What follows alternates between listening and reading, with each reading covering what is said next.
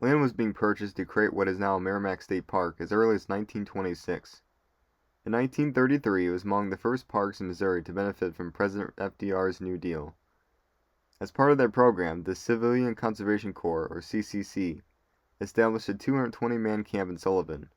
In the 9 years that followed, Meramec State Park hosted two CCC companies, Y39 and 2728, in which 2,500 men worked.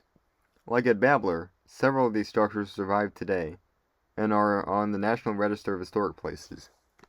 After establishing their temporary quarters, the members of the CCC camps began constructing the park's permanent public facilities, like the dining lodge, cabins, and a recreation hall.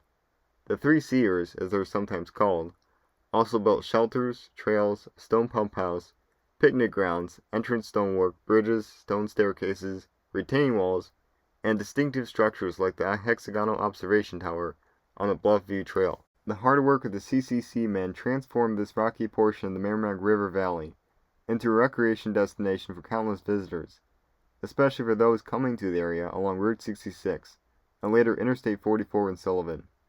Also, like at Babler, a monument honoring their hard work was recently erected outside Fireside Store and Grill, formerly the park's dining hall.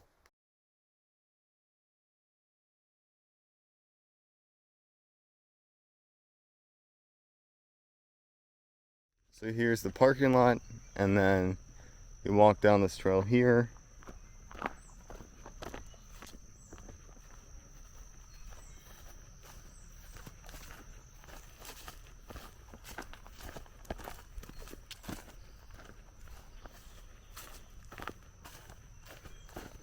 There is another path at the parking lot, but it's very overgrown. And here's the other path. It's not as bad, and it leads you right up there. This was built in 1928 to be a massive hotel in the area, but construction never finished, and it was torn down in 1971, or what they could build, for a dam project that never came to fruition.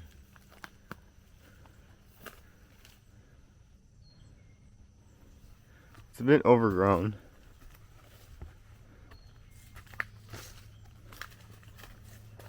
Kind of reminds me of what Beck probably looked like right after the fire. I think they did manage to build at least 2 stories before the project just fell through.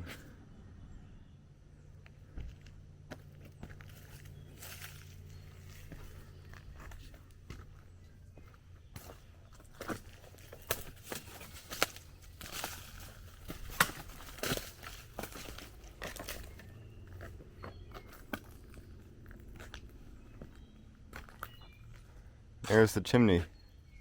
That shows you how big this place used to be. I'm probably standing in what was the basement. And over here, there's another chimney with a little bit of woodwork still there. So here's the sign about the hotel's history. Tells you all about the history from its beginning to its end, and then some pictures of the builder and what the hotel once looked like.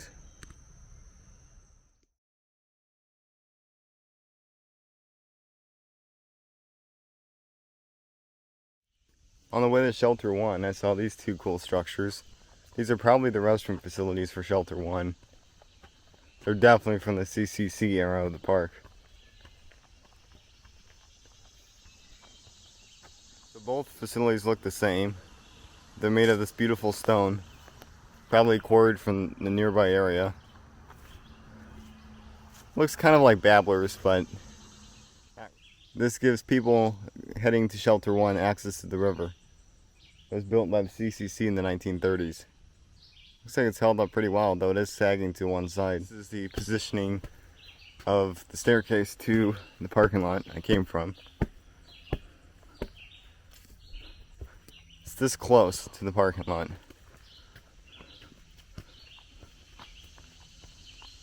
There it is. The restroom facility I pointed out is on my left, and the road to Shelter 1 is right in front of me. Looks like there may have been a bridge here at one point, but it's gone now. This is probably a bridge built by the CCC that I heard about online. Probably washed away by a flood. This is where I'm coming from. This is where Shelter 1 is. It's really tucked back here. And the hard part is Google Maps leads you to the front of the shelter, which is just the park road, and you can't park there. It's really odd that it does that. So to get to Shelter 1, this is where you go. You can drive this, I'm just choosing to walk.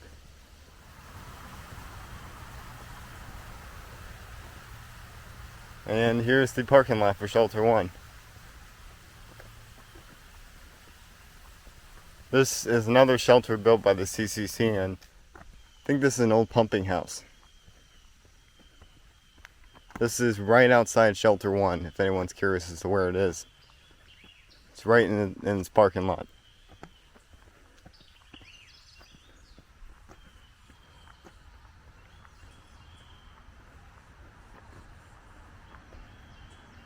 Wow, that's cool. Looks like there's a platform on it, but obviously you can't get on there. Here's the outside of Shelter 1. I think it's bigger than the ones at Babler, but I could be wrong. I would say that's the original roof, unless they replaced it over the years. Like Babler, this has a multi-sided fireplace, though it doesn't have 4 sides like Babler's. But here's the other side of the shelter. You have a couple picnic tables on this side, and then a couple picnic tables on this side with some windows and a door. You also have outlets here, which is cool, especially for how old it is. Here's another angle of that cool building in the parking lot. This is from the opposite side. I'm not exactly sure what it is anymore. I thought it was a pumping house, but at this point I don't know. It's cool though. It's definitely from the 30s.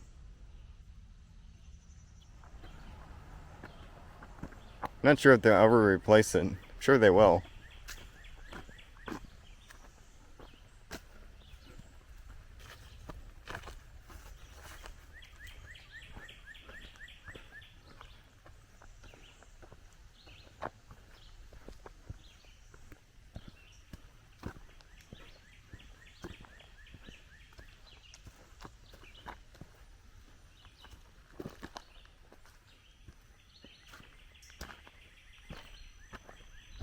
This side has more of the bridge still here, unlike the other side. The other side is just a slab of concrete left.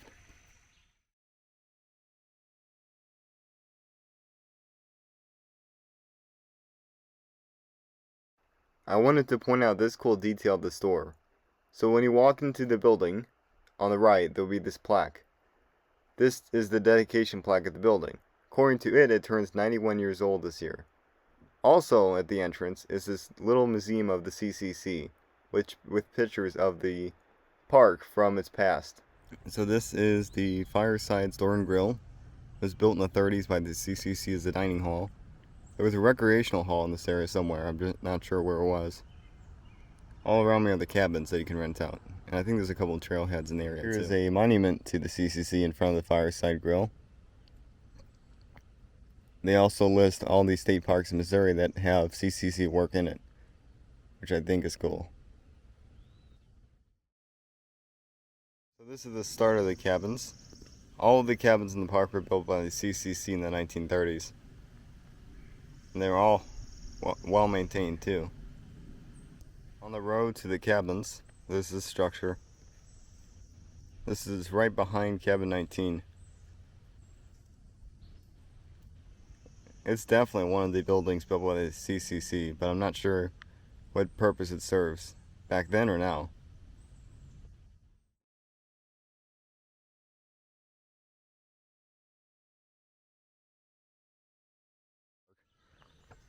This is the Hamilton Hollow Trailhead on Sleepy Hollow Road. It's a long gravel road that comes off of 185. The trailhead really sneaks up on you as you drive down, so be on the lookout for it. It's on the right side, right here. So this is the Hamilton Iron Works. This is only a couple hundred feet from the parking lot.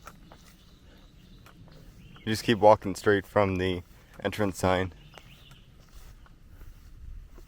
This was in operation from 1873 to 1876.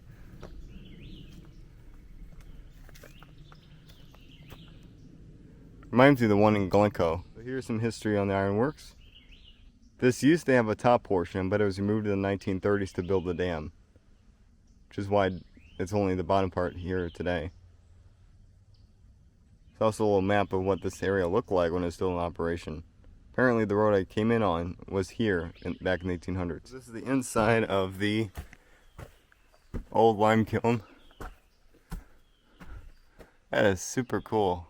So on either side are these openings. I'm just going to show this side because this is the most clearest. Wow, it's probably like exhaust pipes or something. Something I really like about this is that you can walk up to the staircase.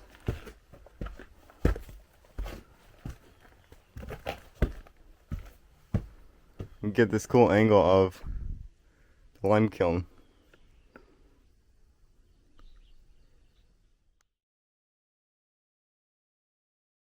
I forgot to mention the history of the CCC in my videos on Babler.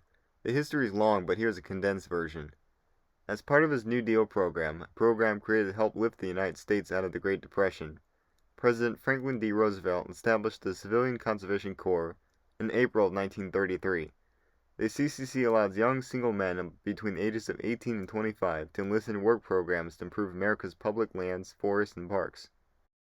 As jobs and income were incredibly scarce due to the Depression, the CCC for a lot of these young men were their first job.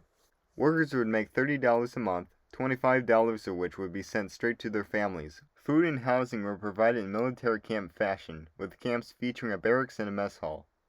Education opportunities were an added bonus of joining the program, with many completing their high school education while serving.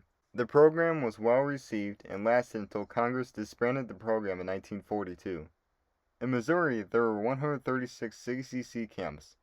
Their work can be found at the following Missouri state parks: Arrow Rock and Arrow Rock, Washington and DeSoto, Babler, Sam A. Baker and Patterson, Bennett Spring and Lebanon, Crowder and Trenton, Quiver River and Troy, Knob-Noster and Knob-Noster, Lake of the Ozarks and Kaiser, Lewis and Clark and Rushville, Meramec, Montauk and Salem, Pershing and Laclede, Roaring River and Cassville, and Van Meter in Miami.